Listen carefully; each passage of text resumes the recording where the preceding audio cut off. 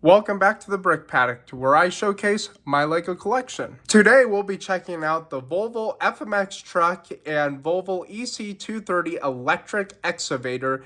This is set 42175. It cost me $200 in the US, and as of this video going live, it is still available for $200 US. I think the best way to do this is to do each section individually. So I need to actually unhook the FMX truck. So first of all, we are going to reach back over in here, and there's a little knob. I'll show it when we get to the trailer, but it's to put down the little stabilizers. See if I can reach it. Yep, there we go. Stabilizers are down. And now we have to push the pin in. There's a little thing here. I'll show it here when I get this unhooked. And there we go. We got the FMX truck here. Starting up front here with the truck, we have Volvo badging, FMX badging, and then some headlights in here and more lights here. And then we also have some opening doors, and it opens on either side. These things are kind of floppy. I don't know why it's like that. The handles do not actually work. They don't turn down and open it. There's no latch. But when you look inside of it, it's a pretty basic truck. On the inside, there's like these nice little armrests though. And then you got a steering wheel, which is not connected to the front wheels because you got the hand of God steering up here. So let's go ahead and close that down.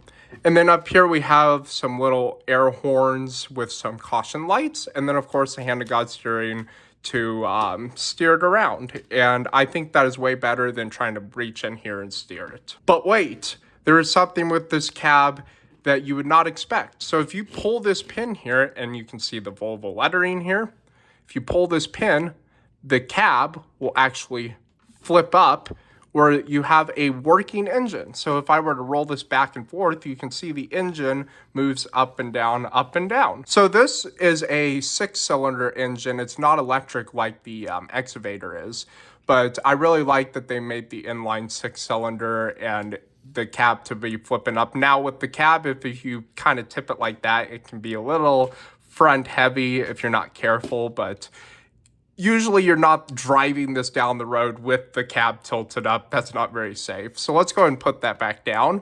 And you can actually see with the steering mechanism, before I do that, it's got a gear here that's connected to this gear, and it'll actually go down.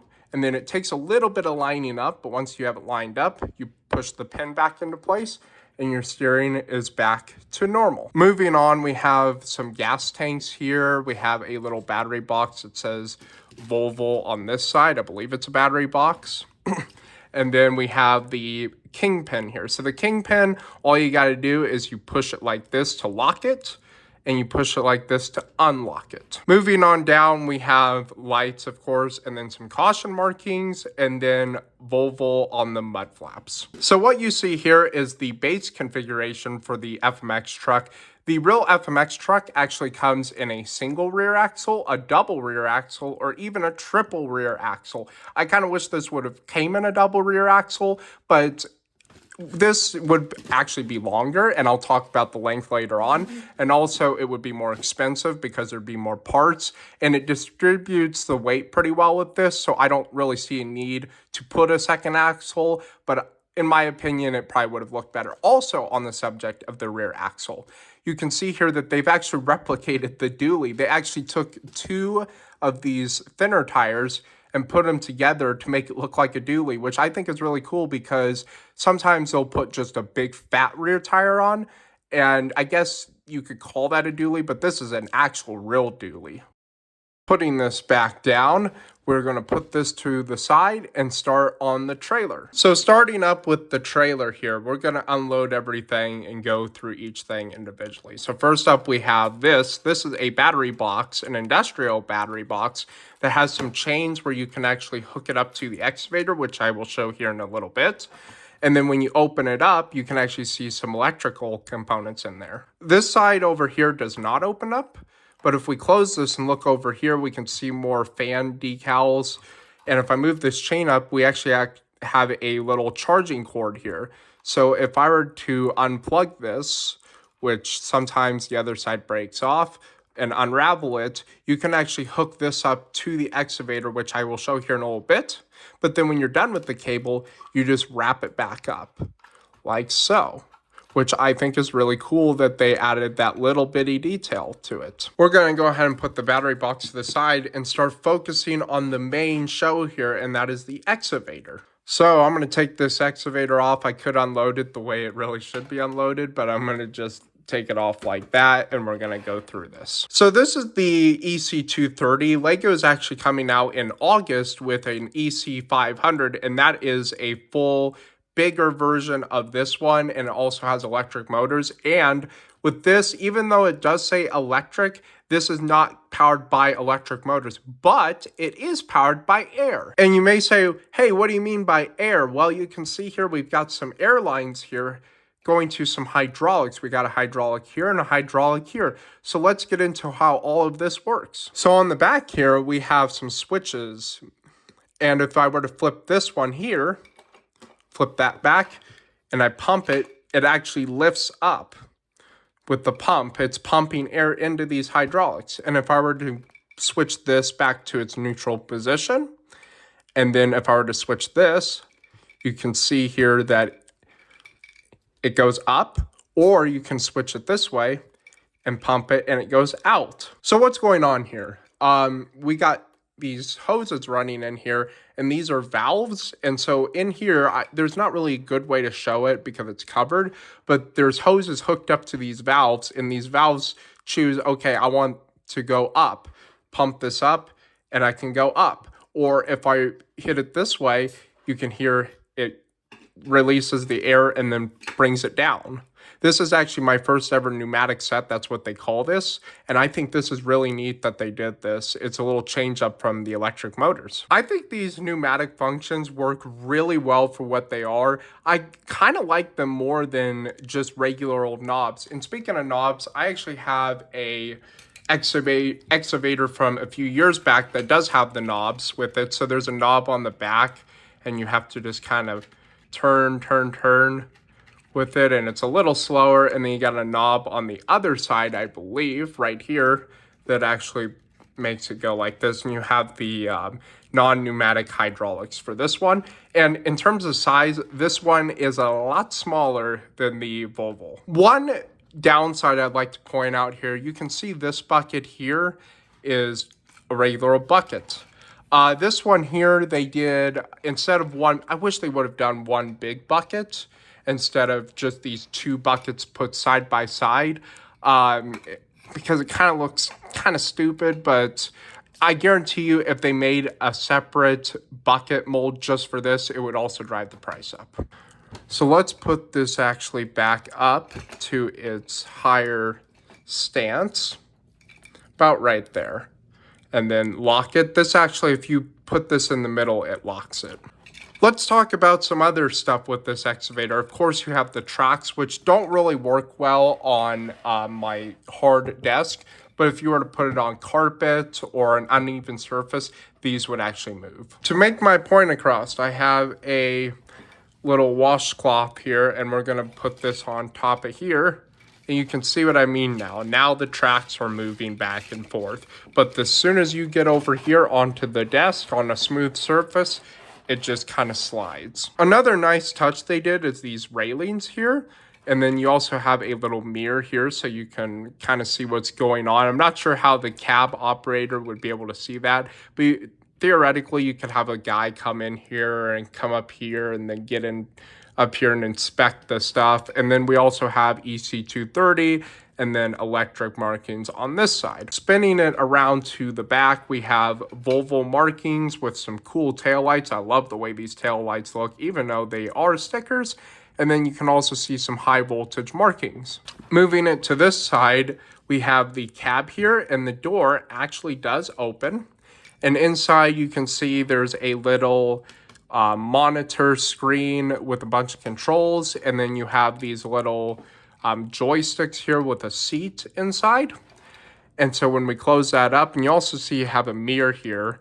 And so theoretically you have a guy in there that's controlling it all. And this is where the charge port comes into play, or I guess the charging box. You can see a little charge port there. So we have the charging box here.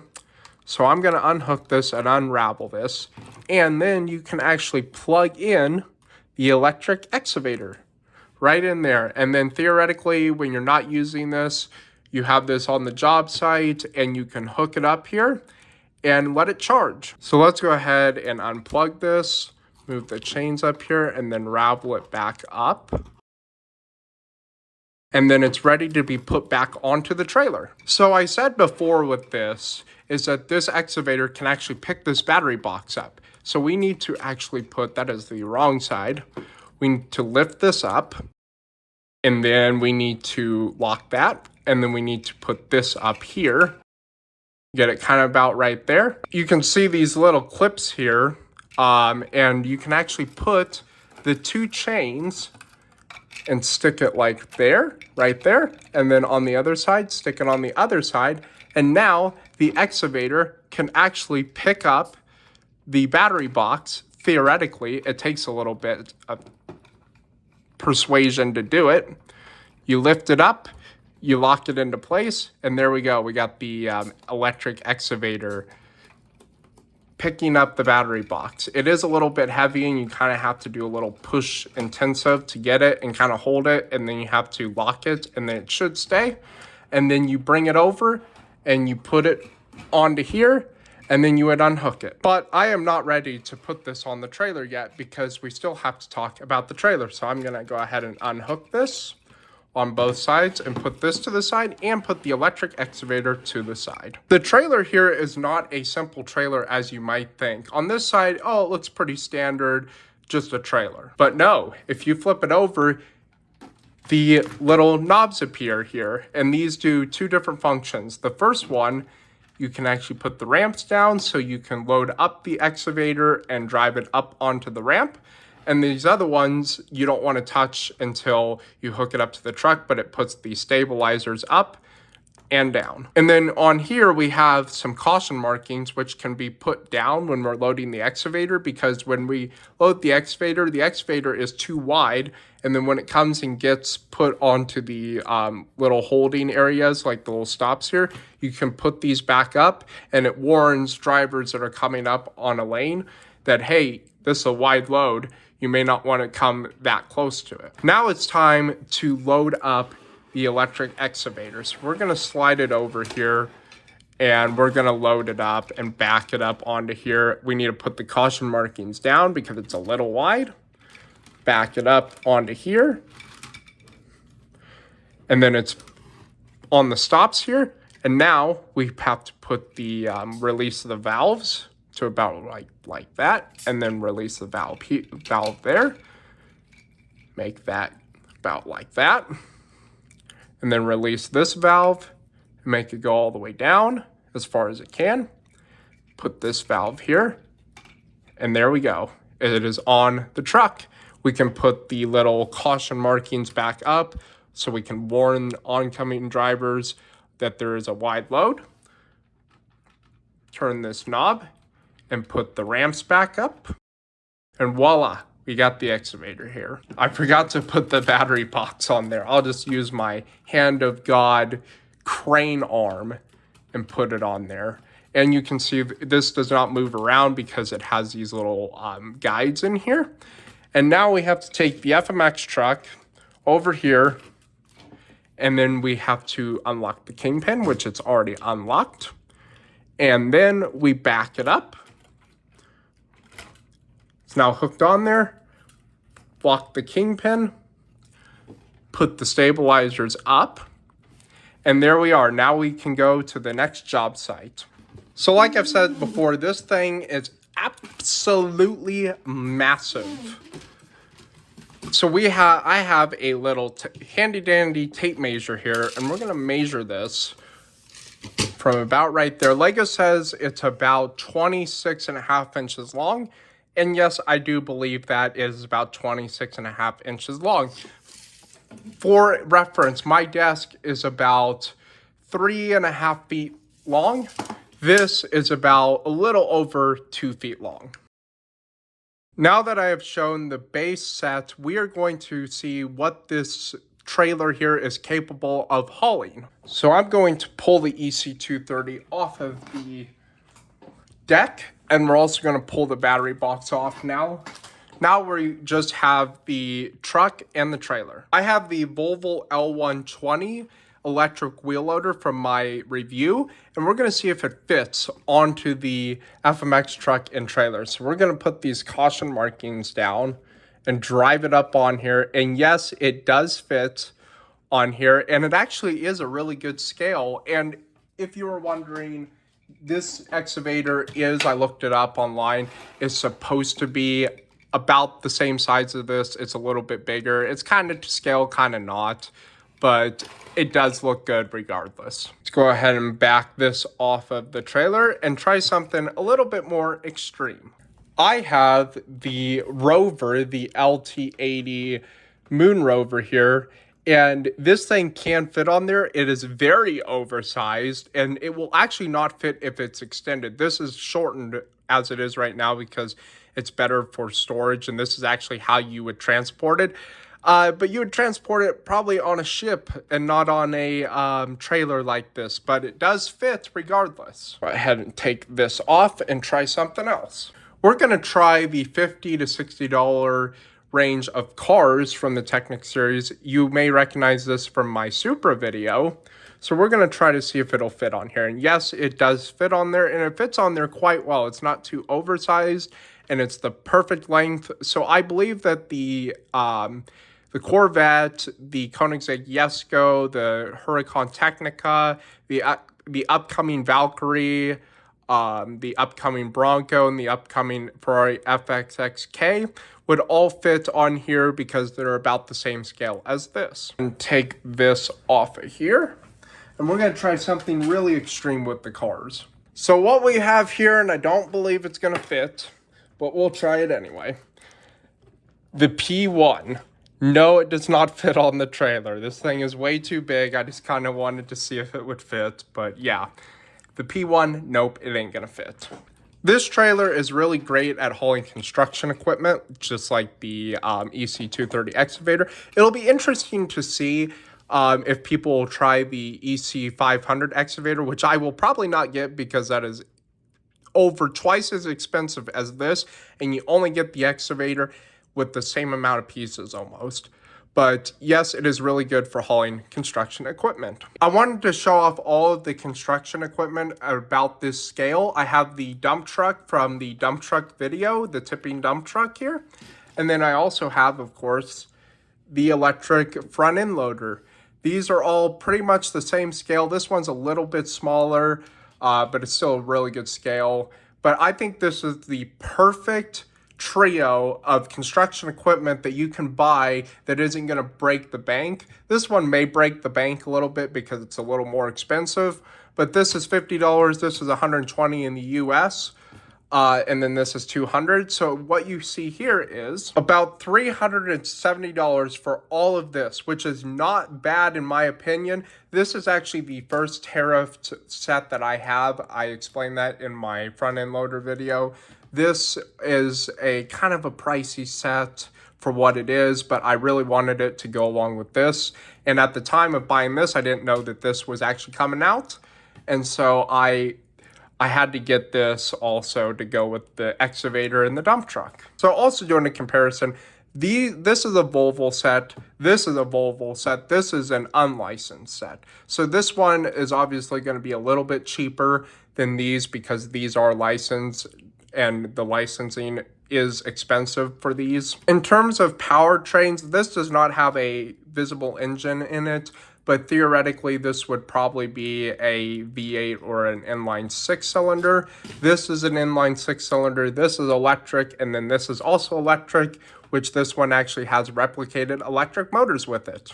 In case you missed it, this battery box actually does work with the L120. There is a little charge port back there, but you do have to kind of put the studded part into here instead of putting the non-studded part onto the studded part. So what are my finishing thoughts on this? A few people said online that I've seen that this is cost a little bit too much, but they said that before the tariffs came into play. I think this is a great value set for what you get, and I have so much fun just kind of playing around with this. I've played around with it multiple times already, and it is just so much fun with the pneumatic functions. Maybe because I just haven't ever had a pneumatic function set. They work really well, better than I expected. I thought, oh, it's not going to work very well. It's better than I expected. And of course, you have a huge truck here. With you got a whole truck here. You can detach the trailer, you can get the battery box, you can use the excavator. And the best part is, if you want to take the excavator off and the battery box off, you can haul different things like the front end loader, or theoretically, if the dump truck broke down, you could put the dump truck on the back, or even big moon rovers if you wanted to. Let me know what you think. Put them down in the comments. Make sure to subscribe to The Wheel Brick, follow The Wheel Brick on Instagram, and I will see you next video.